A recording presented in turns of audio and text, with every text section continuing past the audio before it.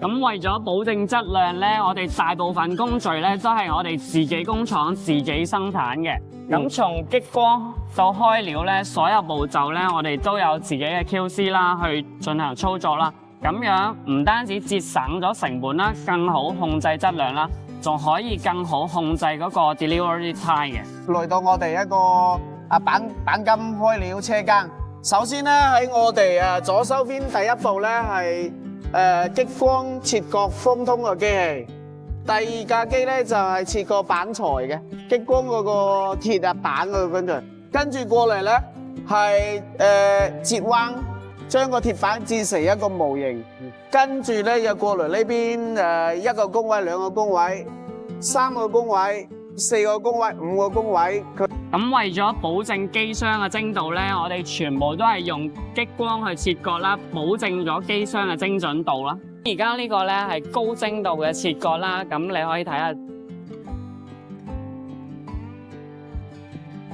咁呢個係折彎嘅工序啦，咁機箱任何形狀咧，我哋都係通過佢嚟完成噶。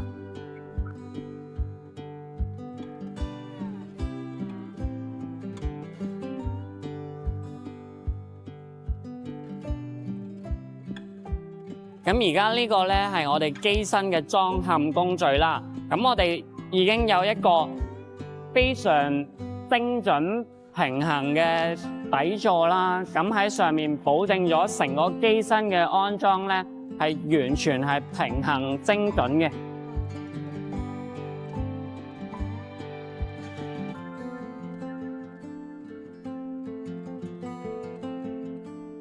咁經過我哋嚴格嘅檢測啦，同埋安裝啦，成個基本機身已經完成咗啦。我哋睇下左邊啦。咁完成咗之後咧，我哋下一個工序咧就係打磨啦。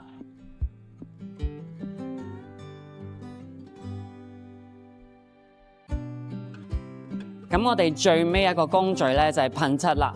咁根據客人唔同嘅需求咧，我哋可以係訂製唔同嘅顏色啦，咁進行我哋自己工廠內部嘅噴漆程序嘅。